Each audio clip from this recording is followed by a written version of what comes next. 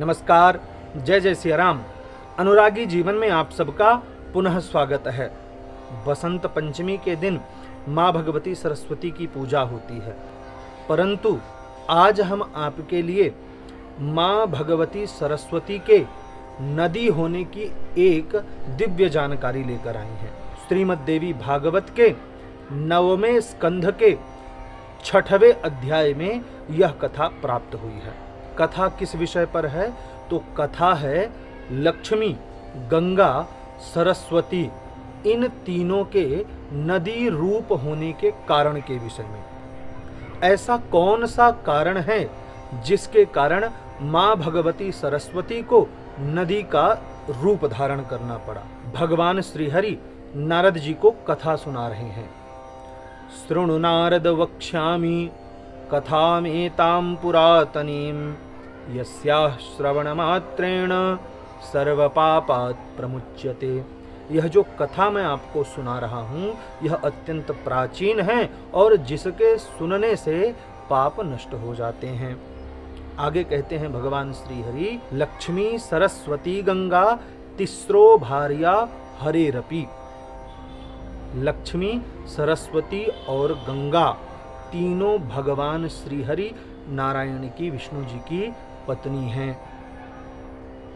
आश्चर्य हो रहा है आपको सुनकर, हमें भी हुआ था जब बहुत पहले हमने यह कथा पढ़ी थी, परंतु यह बात सर्वथा सत्य है कि लक्ष्मी जी, गंगा जी और सरस्वती जी यह तीनों भगवान श्री हरि विष्णु की धर्म पत्नियां हैं।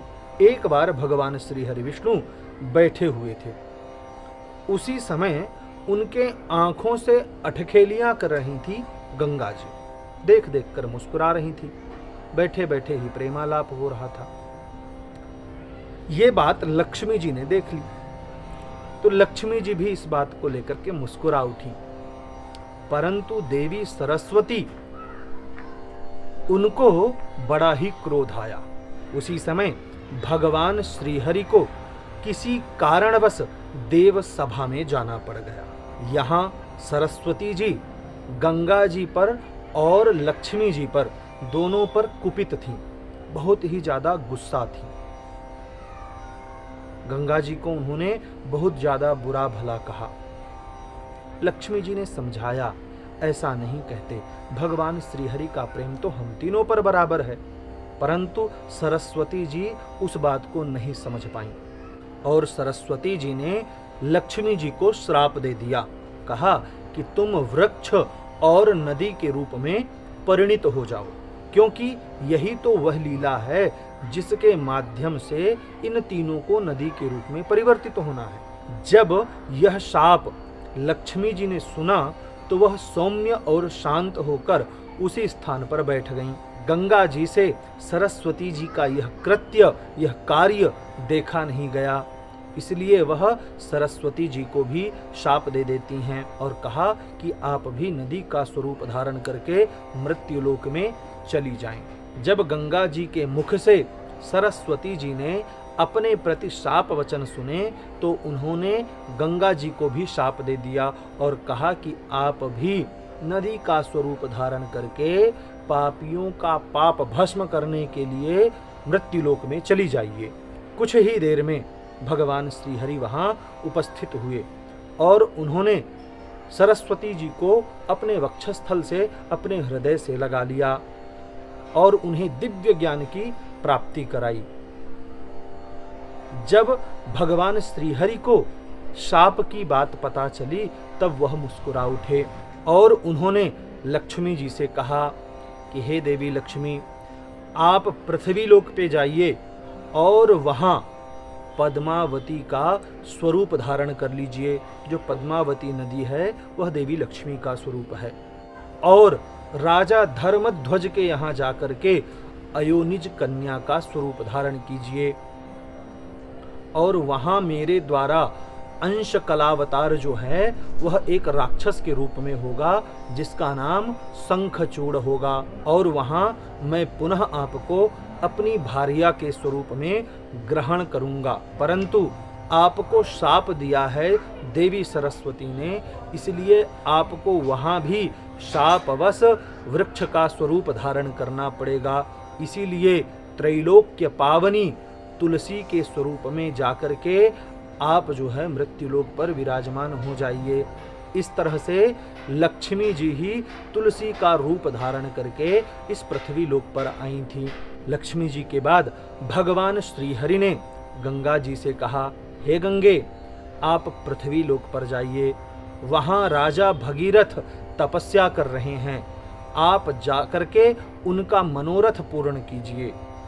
क्योंकि भगीरथ के आवाहन के कारण आप पृथ्वी लोक पर जा रही हैं, इसलिए आपका एक नाम भागीरथी हो जाएगा।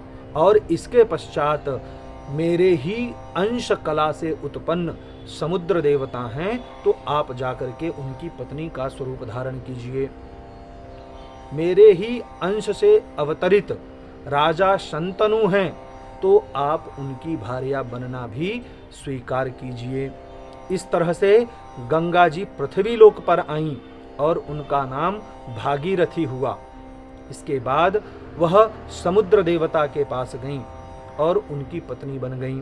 तत्पश्चात देवी गंगा राजा शंतनु की पत्नी बनी और शंतनु और गंगा जी के एक पुत्र हुए जिनका नाम देवव्रत था, जिनको हम आज भीष्म पितामह के नाम से जानते हैं।